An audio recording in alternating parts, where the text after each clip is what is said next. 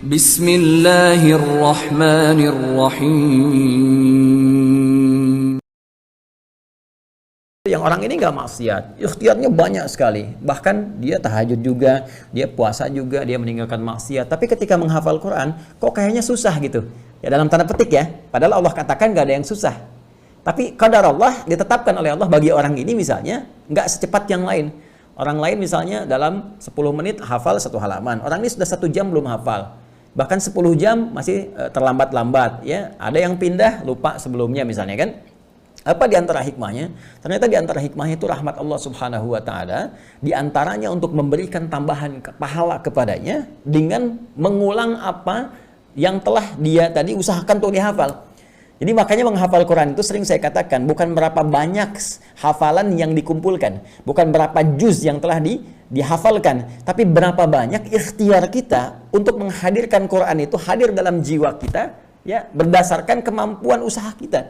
Jadi yang dilihat oleh Allah, yang dinilai itu adalah ikhtiarnya, bukan berapa juz yang telah dihafalkan. Ya, kalau berapa juz yang telah kumpul itu yang menjadi pahala, rugi kita. Rugi. Tapi betapa adilnya Allah memberikan ikhtiar manusia sebagai ukuran pemberian pahala kepadanya. Karena itu kalimat Nabi-Nya jelas mengatakan, ya, man qara'al Qur'ana, ya man qara'a kitaballahi, siapa yang membacakan kitabullah Subhanahu wa taala, membacakan Al-Qur'an. Bahkan redaksinya tegas mengatakan man qara'a harfan min kitabillah. Ya, Nabi menyampaikan man qara'a harfan min kitabillahi, siapa yang membacakan 1 huruf dari kitabullah, ya, falahu asyru hasanat, dia mendapatkan 10 kebaikan padanannya. 1 huruf sama dengan 10. Walam aqul alif lam mim harfun. Ya, dan saya tidak katakan kata Nabi alif lam mim 1 huruf, walakin alifun harfun, lamun harfun, mimun harfun, wa likulli harfin asyru hasanat. Tapi alifnya 1 huruf, lamnya 1 huruf, mimnya 1 huruf, setiap hurufnya 10 kebaikan. Nah, sekarang Anda ambil dari rumus ini, ya, terapkan dalam kehidupan kita. Bagaimana seseorang yang ketika dia mencoba menghafalkan 1 ayat saja, dzalikal kitabu la raiba fihi hudal lil muttaqin.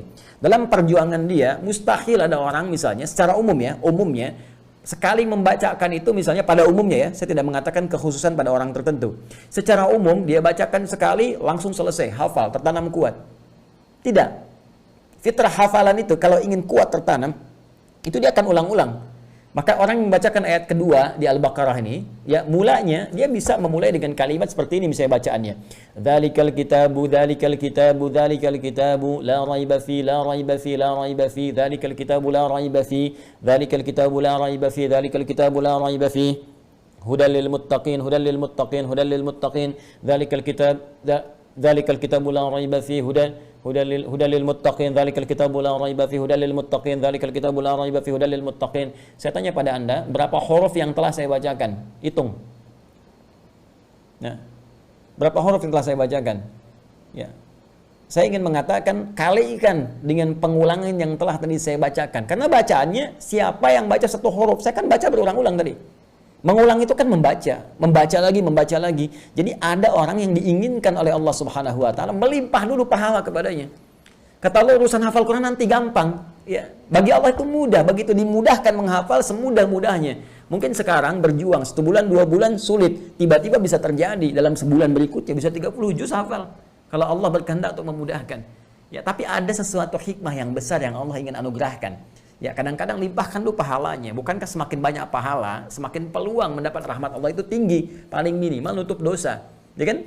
Dosa dengan pahala kan rumusnya seperti itu formulasinya. Pahala yang ada menutup dosa yang telah dikumpulkan dari maksiat. Jadi ketika ada pahala 10, dosanya 9, maka ditutup nih. Pahala tinggal 1 lagi. Jadi kalau berbuat dosa lagi seimbang.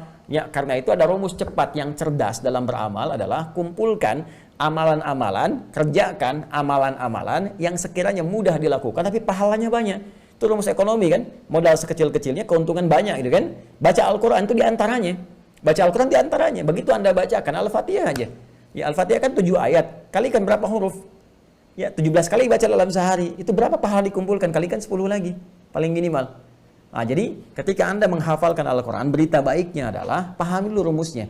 Saya sering katakan dari awal sejak kita mengaji, kalau kita paham rumusnya, semua kita syukuri. Ya, maka rumus cepatnya sekali lagi, ingat Allah melihat pada prosesnya, pada ikhtiarnya, bukan berapa banyak yang telah kita hafalkan. Ya, nanti setelah itu terjadi, Allah berikan kemudahan kepada kita semua. Walladzi yatata'ta wa huwa syaqqun 'alaihi falahu ajran. Ya, siapa yang berusaha semaksimal mungkin, tidak pernah putus asa, dia berusaha walaupun terbata-bata mulai menghafalkannya, mengucapkan hurufnya misalnya, maka diberikan 2 pahala, 2 kali lipat bahkan, Allahu Akbar, 2 kali lipat.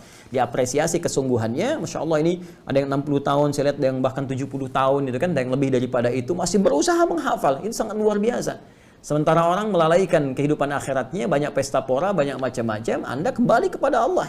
Ya, dengan mendalami kitabnya, firmannya, ini sangat luar biasa. Dan berapa pahala yang dikumpulkan. Dan kita tidak tahu kapan kita berpulang pada Allah Subhanahu wa Ta'ala.